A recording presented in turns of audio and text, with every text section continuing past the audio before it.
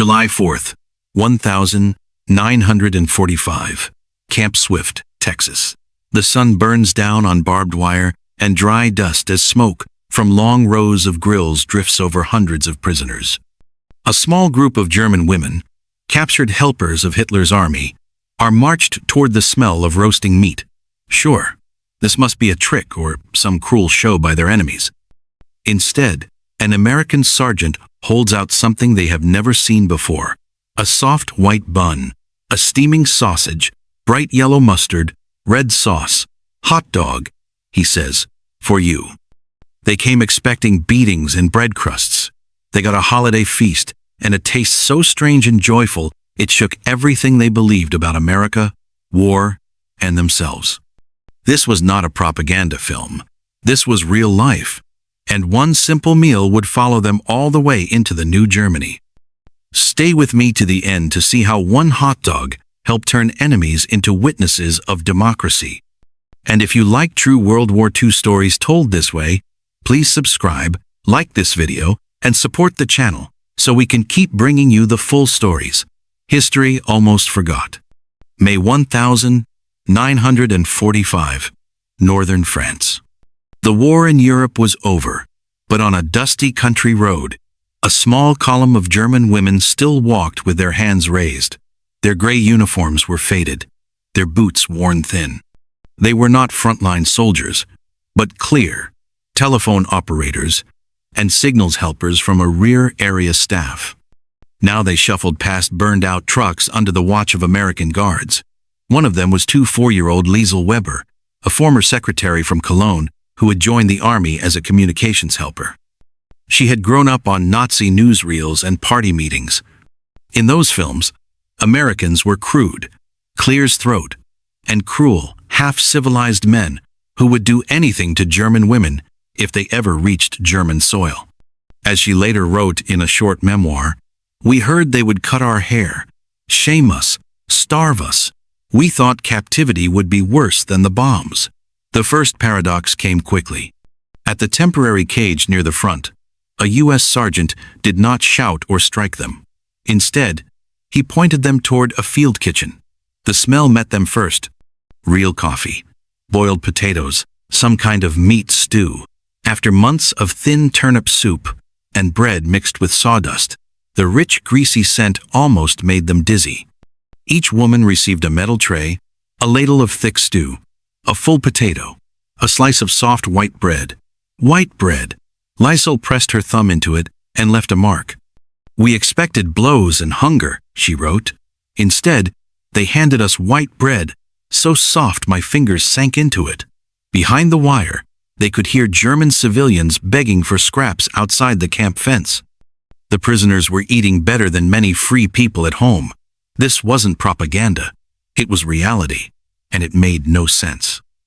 Within days, the women joined hundreds of other German prisoners on a transport to a port on the Atlantic. They were told almost nothing. Rumors rushed down the line. They would be sent to dig graves in France, to mines in North Africa, to factories in England. No one guessed the truth. The United States Army had space and supplies. It was shipping them across an ocean. The troop ship that took them west had room for more than 2,000 prisoners. They were packed into metal bunks 3 high in a long, echoing hold that smelled of oil, rust, and human sweat. The Atlantic crossing lasted nearly 2 weeks. The ship rolled and shook. Some women lay seasick on thin mattresses, gripping their buckets when the engines changed tone.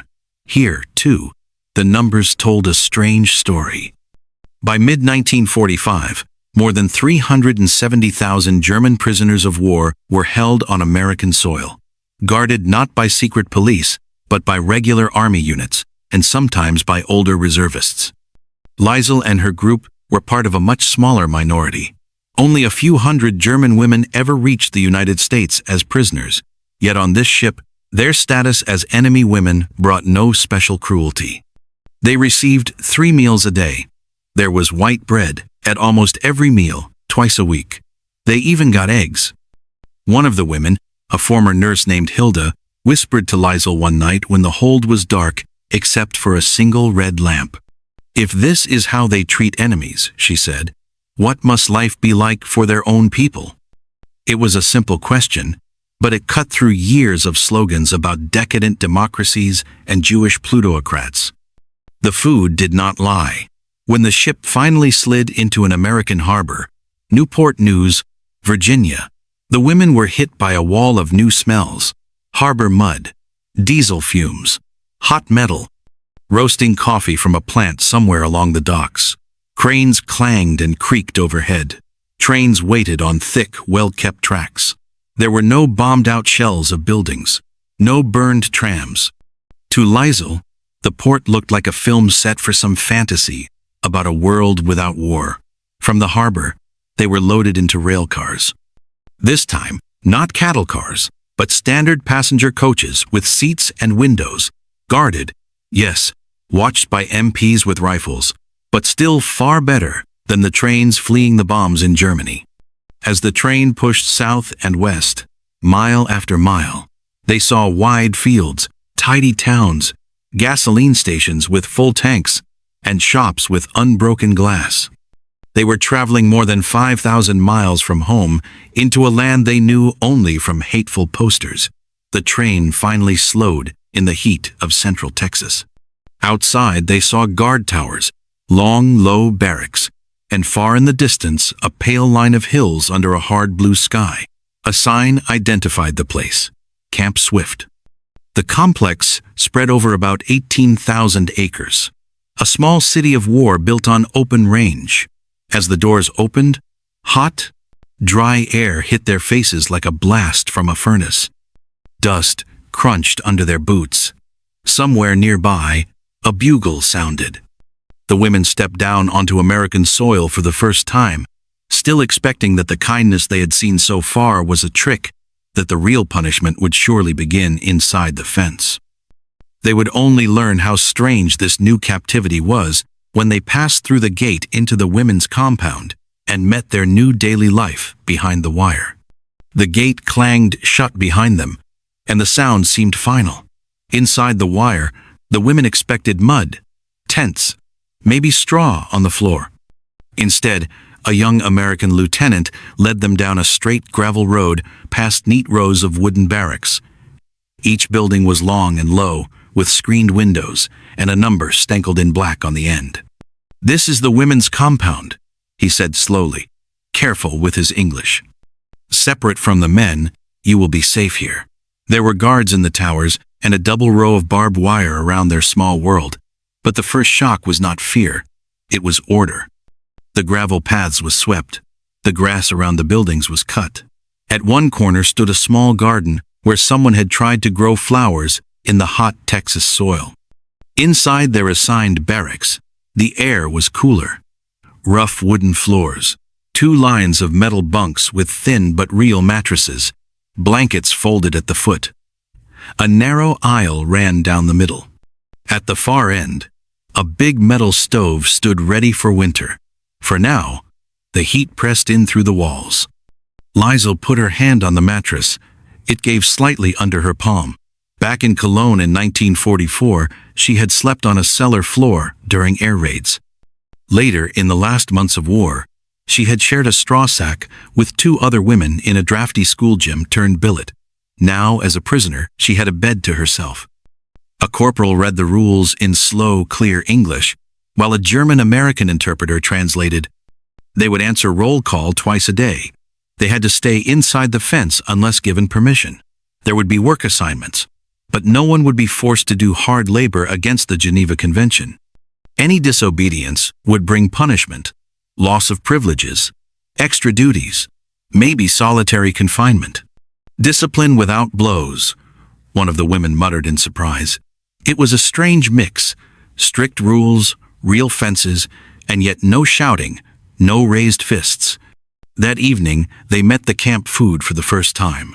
They lined up outside a low mess hall.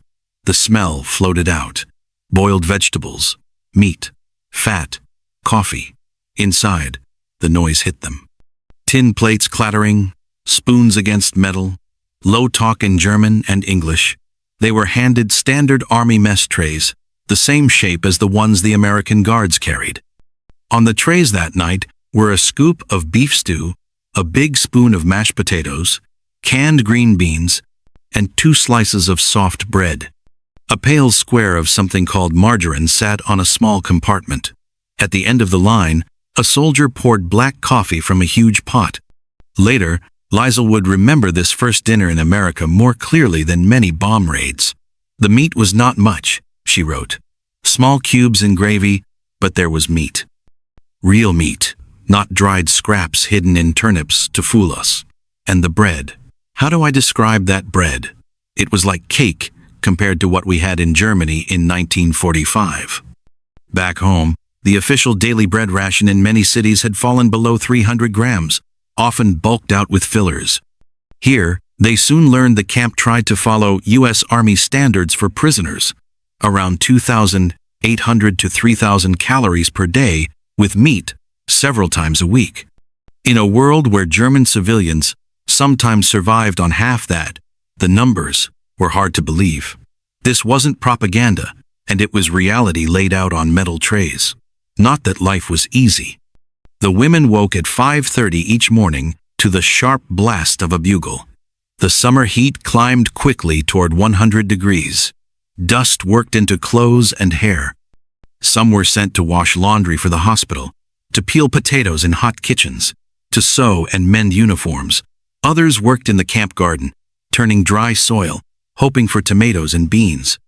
They were counted again and again.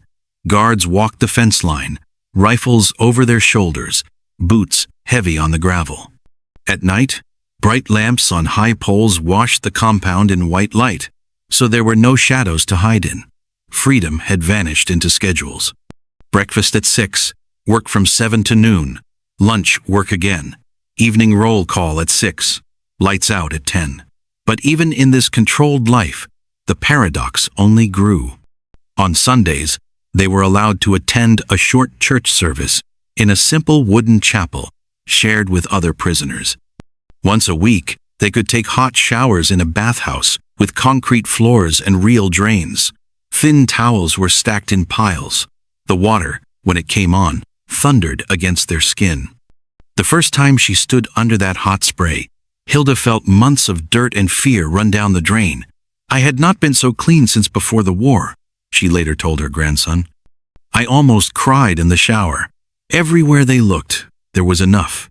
Enough water to bathe, enough electricity for lights all night, enough food that the kitchen sometimes threw away crusts and peelings. One American guard, a farm boy from Oklahoma, wrote home in August 1945, "Our Jerrys eat better than folks back home under the ration points. If Mom saw what goes in the garbage, she'd tan my hide." The women heard about starving children in Berlin and Hamburg from new arrivals. They knew cities lay in ruins. Yet here in Texas, on 18,000 acres of army land, enemy women were sleeping on mattresses, eating meat, and drinking coffee. Each evening, when the work was done, and the sun finally slipped low, they sat on the wooden steps of their barracks. They talked quietly, trying to fit what they saw into what they had been told. Were the Americans pretending, acting kind, for some reason they could not see? Or was this the true face of a country they had been taught to hate? They would not have to wait long for an answer. As July approached, the camp began to prepare for something the prisoners did not yet understand: America's biggest summer holiday. A day when hot dogs and flags would test their ideas more sharply than any speech or class. By late June, the air over Camp Swift shimmered with heat. The women noticed new activity outside their compound. Trucks came and went more often. Men from the quartermaster company unloaded crates and barrels near the big open field the Americans called the recreation ground. One afternoon, as Liesl and Hilda carried laundry past the wire, they saw soldiers setting up long wooden tables under the sun. Others hammered posts into the ground and began hanging bright cloth in red, white, and blue. A scrap of printed paper blew against the fence. In English, it read, "Independence Day Program, July 4th. Back in the barracks that night, the women asked the German-American interpreter what this meant. He explained slowly, 4th of July, our national holiday. We celebrate the birth of the United States. There will be music, sports, food, food, someone repeated. Special food, he said. A feast for the Americans, and maybe for some of you too. The colonel is deciding on the other side of the camp in an office with a humming electric fan and a map of Texas on the wall. That decision was being argued. Lieutenant Colonel James Harrigan, the camp commander, listened as his officers talked. There were almost 3,000 German prisoners on the post now, including the small women's compound. Feeding them every day already took tons of supplies. Did they really need extra on a holiday? At one end of the table sat the quartermaster officer, Captain Frank Doyle, a former grocery manager from Chicago. He had the numbers. "Sir, we can do it," he said. "I've run the figures.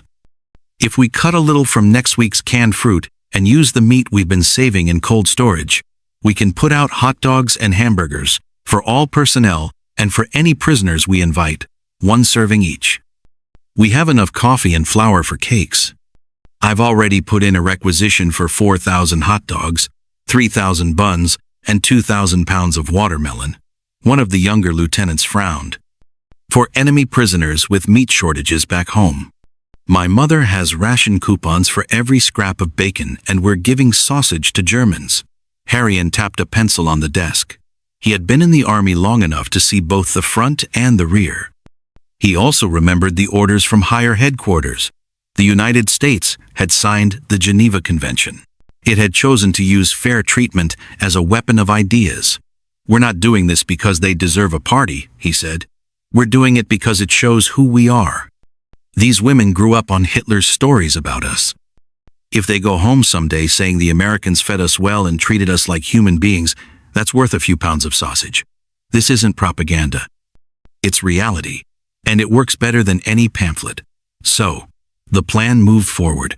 The recreation ground, a wide-open patch of Texas earth, became a busy construction site. Men from the engineers built a raised platform for a small army band. Signal Corps soldiers hung loudspeakers on poles. In the mess halls, enlisted cooks mixed huge bowls of potato salad using dozens of gallons of vinegar and mustard. The smell of it, sharp and sour, carried all the way to the fence. From their side, the German women watched and argued. In the evening, when the sun slid low and the floodlights had not yet snapped on, they sat on the barrack steps and guessed at what was coming. "It is a show," said one woman, who had lost 2 brothers on the Eastern Front. "They will call the newspapers. Look how kind we are to the Nazis. They don't need us for that," Hilda answered. "No one back home will see. Maybe they do this just because they like parties." Liesel listened and remembered the figures the interpreter had shared, the calorie counts, the fact that prisoners here received meat more often than many German civilians. The numbers did not match what she had been told for years. According to Nazi speeches, capitalist democracies were selfish and weak, too divided to be generous. Yet here was a rich country spending its food and fuel on games and grilled meat for victors and prisoners at once. A few days before the holiday, a notice went up in German and English. Voluntary attendance at Independence Day celebration authorized. Proper conduct required. No mixing of compounds without permission. The women stood in front of the paper reading the careful lines. "Voluntary," Liesel said. "So we can choose not to go." "Who would choose not to see it?" Someone else replied. On July 3rd, the cooks tested the grills. Long metal racks were dragged into place. As the first charcoal caught, a deep, smoky smell rolled across the camp. Fat dripped and hissed on the hot metal. Even from inside the women's area, the scent of grilling meat was clear. It settled into their clothes, into their hair, stirring a hunger that was more than physical. That night, sleep came slowly. Some women lay awake imagining what the food would taste like. Others worried it would all be some trick, that at the last moment, the Americans would laugh and send them back to their barracks unfed. Years of fear did not vanish in a few weeks. In the darkness, Hilda whispered from the bunk above Liesel, "If they feed us the way they feed their own men on their own holiday, then I will believe this country is not what we were told. The next morning, the bugle would sound as always. They would form up, walk out of their compound under guard, and step onto the recreation field. The smoke from the grills would be thicker, the tables piled higher, and on one of those tables lay a food none of them had ever seen before. A simple American hot dog, waiting to change how they saw their captives and themselves. July 4th, 1945. By late morning, the Texas sun was already harsh, beating down on the bare ground of the recreation field. The women from the compound marched in 2 lines, an armed guard at each side. Their dresses clung to their backs with sweat. Ahead of them, smoke rose in blue ribbons from a long row of metal grills. There were sounds they had not heard since before the war. A brass band warming up with bright, brassy notes, men laughing in groups, the clatter of hundreds of plates and cups. Over 2,000 American soldiers crowded the open space, mixed with nearly 1,000 German male prisoners brought from their own compounds. The women, only about 30 of them in all, felt small in this sea of uniforms. The smells struck first. Charcoal, sizzling fat, coffee, something sweet and sharp from big tubs of potato salad. It wrapped around them like a cloud. Liesel's empty stomach knotted. She had eaten breakfast at dawn, oatmeal and bread, but that felt long ago. The guards led them to a set of tables marked off at one side for prisoners.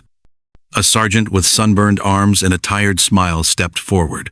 He spoke slowly, pointing as he went. "Food first, then you can watch the games. No trouble, understand?" The German-American interpreter repeated the words.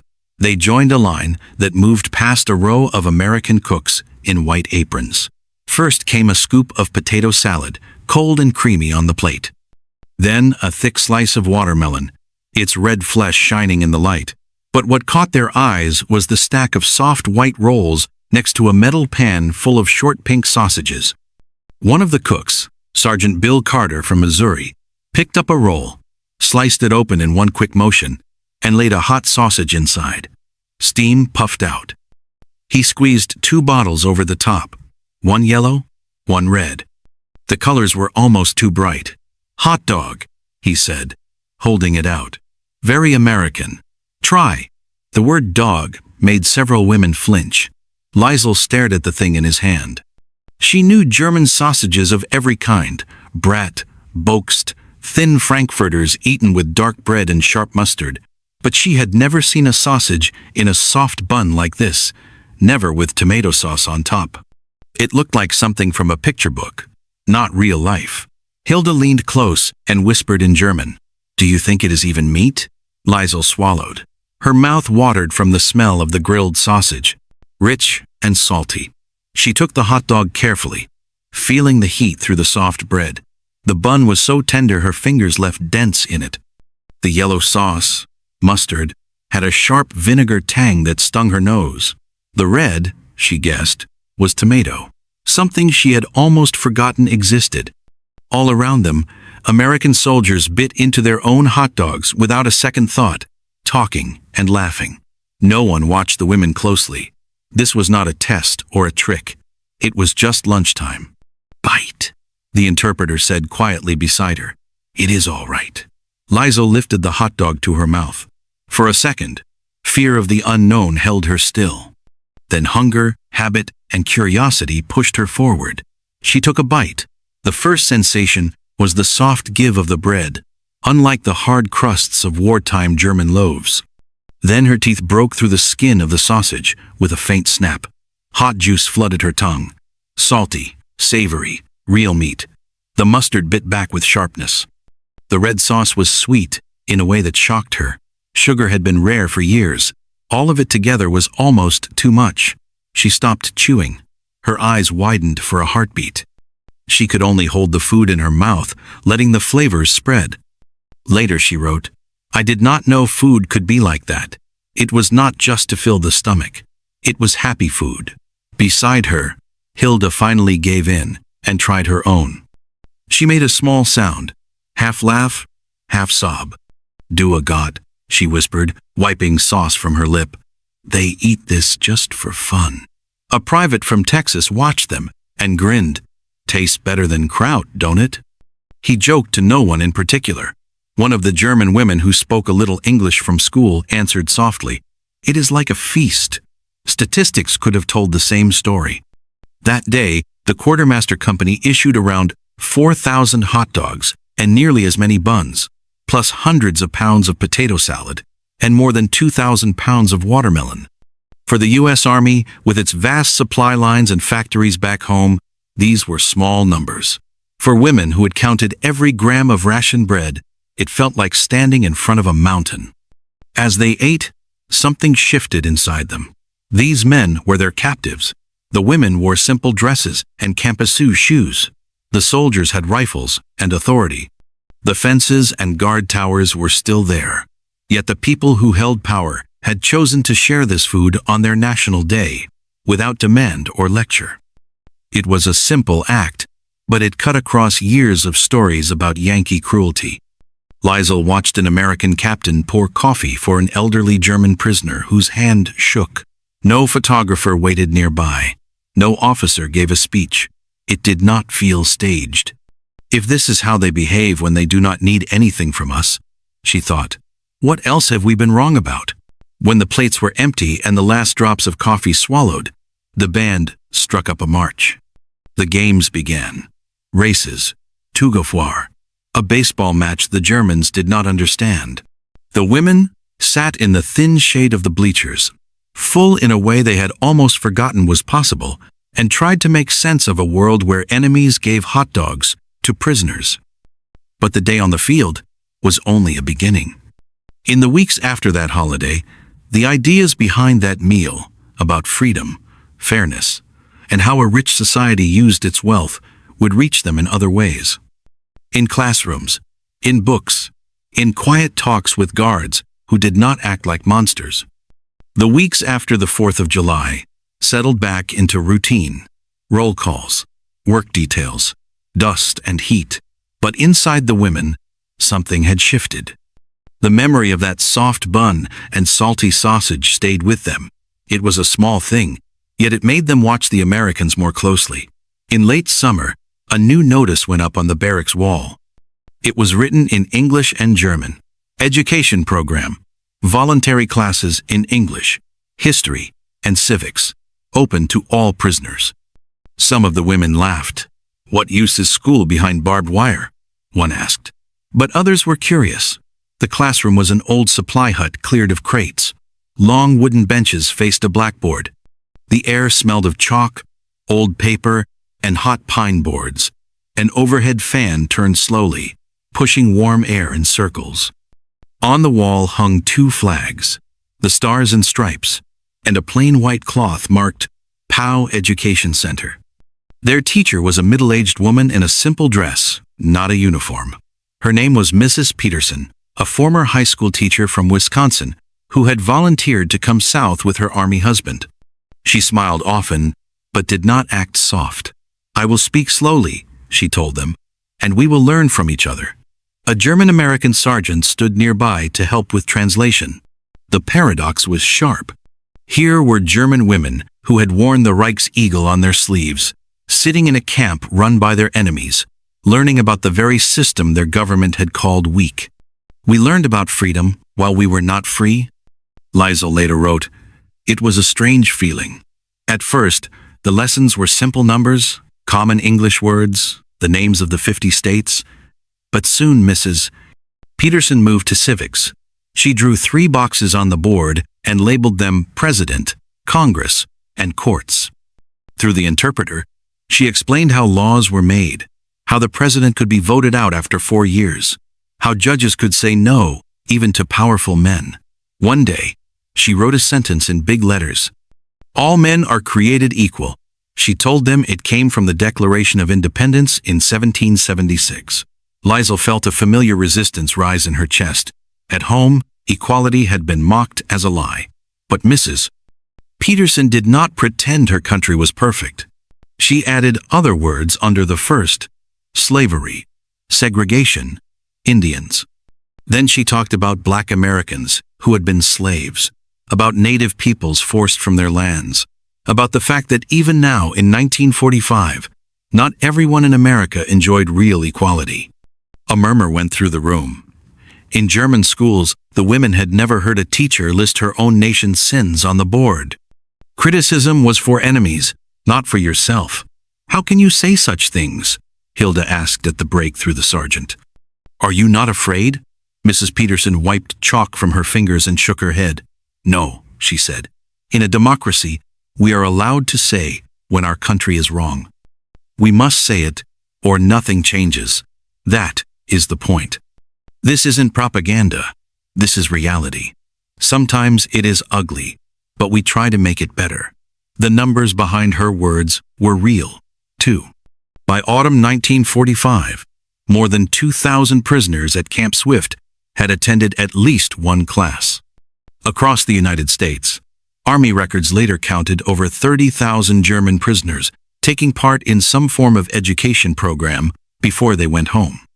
Enemies were being taught how American democracy worked in the hope they would carry the idea back across the ocean. News from Europe filtered into the camp through Red Cross bulletins and new arrivals. German cities lay in ruins. In some areas, more than 40% of housing was destroyed. Food was scarce. The average civilian ration in parts of Germany had fallen below Hansi 200 calories a day that winter. Liesl read one report twice and pressed her lips together. In Texas, prisoners still received more than twice that amount. It was another painful contrast. In early 1946, new orders came down from higher command. The United States would begin sending German prisoners home in large numbers. They had helped with farm work, with building fences, with cleaning camps, but the war was long over. America did not want to be a jailer forever. The announcement hit the women's compound like a storm.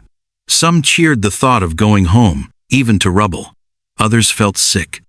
I want to see my mother, one woman said, but what will I bring her? Hunger. In the classroom, Mrs. Peterson did not give them easy comfort. Instead, she spoke quietly about rebuilding. She told them that after America's own Civil War, people had faced burned towns and empty fields, and yet they had replanted and repaired. You will have hard years, she said, but you will also have choices. You have seen two systems now. You know how each one treats its people. That knowledge is also something you can take home. When the last class ended, she shook each woman's hand.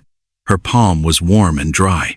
Remember, she said to Liesl, searching for simple words, good government is like good bread. It must be made fresh again and again, or it goes bad. They walked back to their barracks under the same bright Texas sun they had met months before. The fences still stood. The towers still watched them. Yet in their minds new doors had opened. They had eaten the food of a free society, and now they had seen how that society tried, however imperfectly, to explain itself. Soon trains and ships would carry them away from Camp Swift. What they had learned there about hot dogs, yes, but also about laws, votes, and honest self-criticism would travel with them into a broken Germany that had to decide what kind of nation it wanted to be next. The train that took them away from Camp Swift in 1946 felt different from the one that had brought them. Back then they had arrived as captured helpers of a defeated army full of fear. Now they left with suitcases, Red Cross parcels, and small English notebooks from Mrs. Peterson's class. Outside the windows, the Texas sky was the same hard blue, the same long fences, the same guard towers, but inside, the women's thoughts had changed. At the last roll call, an American sergeant read the names slowly. Around 200 German prisoners from Camp Swift would go on this transport, including nearly all the women. That was only a tiny part of the more than 370,000 German prisoners who would be shipped home from the United States, over 1,945 and 1,946. But for each of them, the numbers did not matter. What mattered was the question, what waits for us in Germany? On the platform, The air smelled of cold smoke and hot dust. Liesl took one last look toward the camp kitchens. The memory of that July day rose clear in her mind. The steam of the sausage, the softness of the bun, the shock of sweet tomato sauce on her tongue. I never thought a hot dog would be my strongest memory of captivity, she later joked to a friend. But it was. Hilda held her small Red Cross parcel with chocolate, soap, and a tin of meat. We go from plenty to hunger, she said quietly as the train jerked forward. But at least now we know plenty is possible. The ship home was crowded and noisy, full of men in worn field gray, and a few women like them. In the evenings, leaning against the rail, they told stories. Most spoke of air raids and lost homes.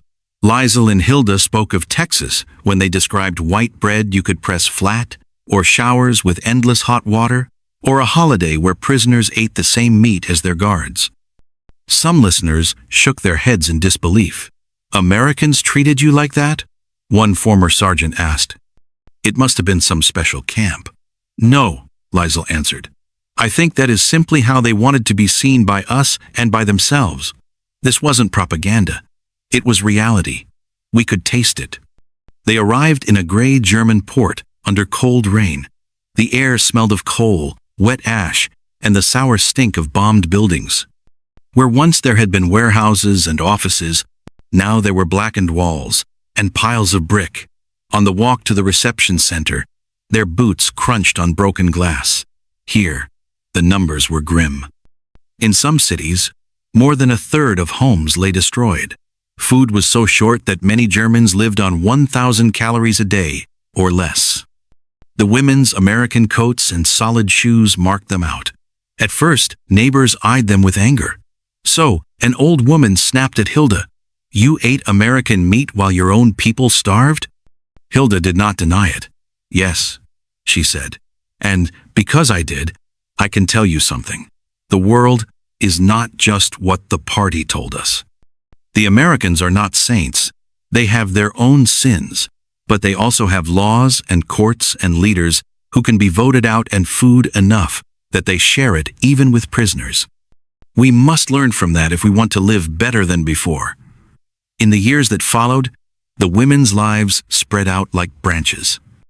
Liesl found work as a translator for a local office of the new West German government, helping with paperwork tied to American aid. She handled forms stamped ERP, the Marshall Plan, which would send more than $1 billion worth of goods to West Germany by the early 1952. Bags of American flour, crates of machinery, even tins of meat passed through her hands. Sometimes when she saw American canned sausage on a list, she smiled and remembered the hot dog in Texas. They had come as conquerors. They left as students, she later wrote in a short article for a women's magazine. We thought we knew everything about strength. Then a victorious nation showed us that real strength can look like fair rules and shared food. Hilda returned to nursing in a small town.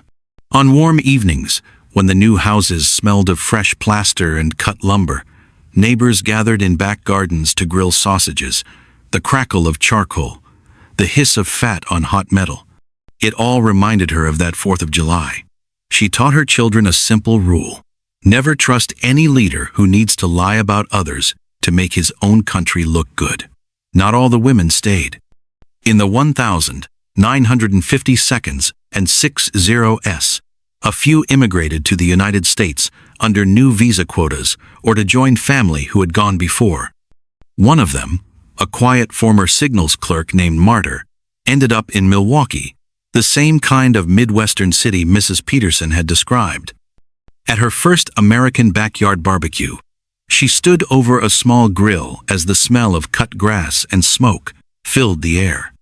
When her new neighbors handed her a hot dog loaded with mustard, she bit into it and closed her eyes. It tastes like freedom, she said, half teasing, half true. By then, West Germany had become a democracy, with regular elections, a free press, and a strong economy. The choices of millions had built it, but the memories of thousands of former prisoners also played a part. In letters, memoirs, and simple kitchen table stories, they told the next generation, we saw another way it could be done.